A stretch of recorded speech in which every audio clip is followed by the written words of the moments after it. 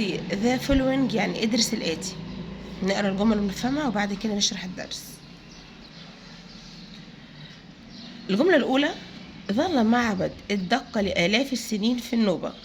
The temple of Daqqa has stood for thousands of years in Nubia. Number 2: تقع النوبة بالقرب من الحدود الجنوبية لمصر. Nubia is near Egypt's southern border. أصبح معبد الدقة رمزا لتاريخ مصر الطويل والمشرف. The temple of Daqqa has become a symbol of Egypt's long and proud history. لقد قام العديد من الحكام بتصميم المعابد للآلهة القديمة.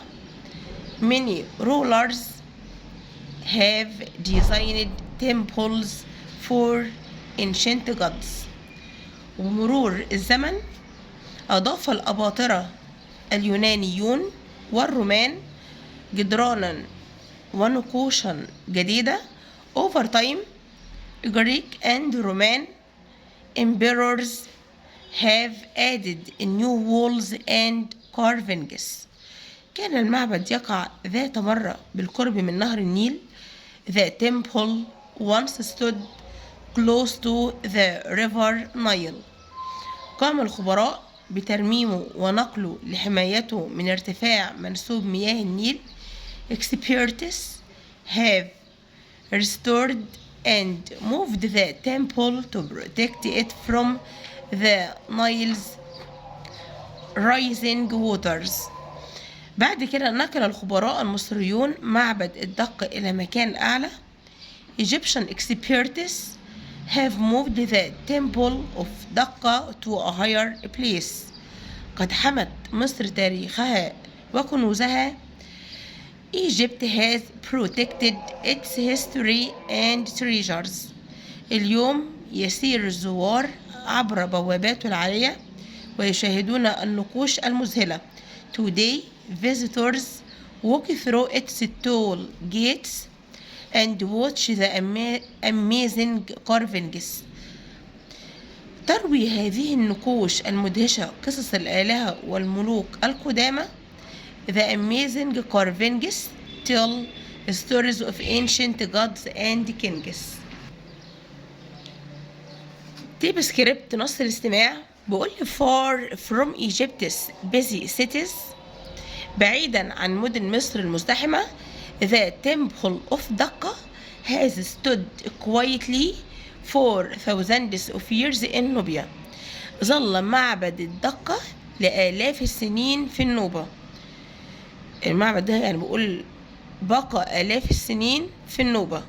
Near Egypt's southern border. بالقرب من الحدود الجنوبية لمصر. This ancient monument has become a symbol of Egypt's long and proud history. يعني هذا الأثر القديم أصبح رمزا لتاريخ مصر الطويل والمشرف.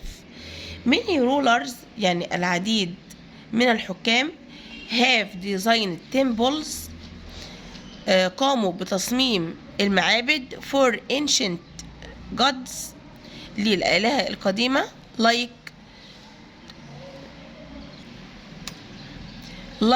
Thoth the god of wisdom. وده كان اللقب بتاعه أيام المصريين القدماء أو الفراعنة إله الإيه؟ الحكمة.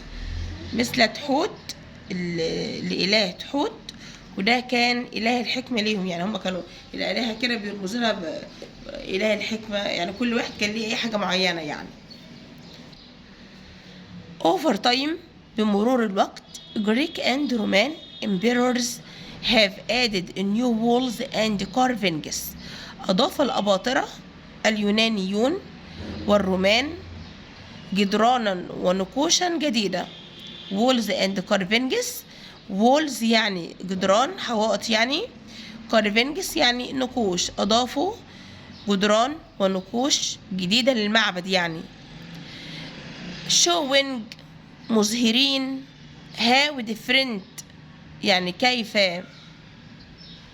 different cultures have respected Egypt's traditions. مظهرين كيف احترمت الثقافات المختلفة تقاليد مصر. بعد كده the temple once stood close to the river Nile, but when the high dam raised the water level, Egyptian experts have worked carefully to restore it and move every stone to higher ground. كان المعبد ذات مرة بالقرب من نهر النيل، يعني المعبد ده كان موجود بالقرب من نهر النيل، تمام. ولكن when the high dam raised، عندما رفع السد العالي the water level، منسوب المياه بتاعته، المياه زادت فيه يعني. Egyptian experts، عمل الخبراء المصريون have worked carefully، عملوا بحرص يعني أو بعناية to restore it، لترميمه and move every stone to higher ground، ونقل كل حجر إلى أرض إيه؟ أعلى. خافوا عليه من إيه؟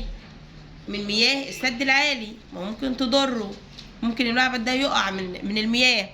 فالخبراء المصريون قاموا بترميمه. يعني إيه ترميمه؟ يعني عملوا فيه حاجات من أول وجديد، يعني جددوه من أول وجديد وغيروا فيه حاجات زي إيه؟ نقلوا كل حجر إلى أرض إيه؟ أعلى، علشان يبقى بعيد عن مياه السد العالي. Today اليوم visitors walk through its toll gates and watch the amazing carvings that tell stories of ancient gods and kings. بيقول اليوم يسير الزوار عبر بواباته العالية، بوابات الايه؟ معبد الدقة. الزائرين اللي بيروحوا يزوروه يعني بيمشوا عبر البوابات بتاعته العالية and watch the amazing carvings، ويشاهدون النقوش المذهلة that tell stories of ancient gods and kings. النقوش ديت بتروي قصص الآلهة والملوك الايه؟ القدامى. يعني هم من خلال النقوش بيعرفوا ان النقوش دي بتعبر عن ايه؟ عن قصص للآلهة والملوك الايه؟ القدامى.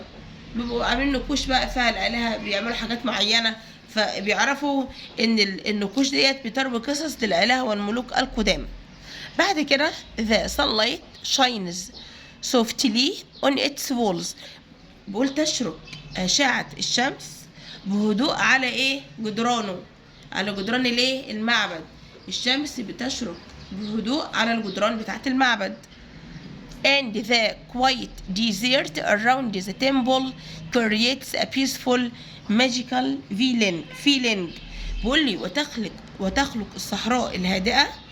المعبد ده موجود عند صحراء، بيقول وتخلق الصحراء الهادئة المحيطة بالمعبد شعورا بالسكينة والسحر. بيبقى فيه هدوء، يعني ايه؟ مكان هادي كده، لما بتروح بتشعر فيه بالسكينة، بتحس ان هو مكان ايه؟ فيه سحر كده، مكان جذاب يعني. Everyone who has visited Dhaka feels proud of how Egypt has protected its history and treasures. وكل من زار الدقة يشعر بالفخر بكيفية حماية مصر لتاريخها وكنوزها. اللي بيروح يزور المعبد يعني بيشعر بالفخر ان التراث العظيم ده موجود فين؟ في مصر. ان المبنى العظيم قد ايه او المعبد ده موجود فين؟ في مصر. وان مصر بتحمي تاريخها. يعني معبد زي كده بني من آلاف السنين لسه موجود حتى الآن، يبقى مصر كده بتحمي ايه؟ بتحمي تاريخها. الحاجة اللي من أيام الفراعنة من آلاف السنين لسه موجودة حتى الايه؟ حتى الآن. والكنوز اللي موجودة برضو في المقابر واللي موجودة في المتاحف برضو لسه موجودة حتى الآن. فاحنا بنشكر كده بإيه؟ بالتاريخ بتاع بلدنا يعني، والكنوز اللي موجودة في بلدنا.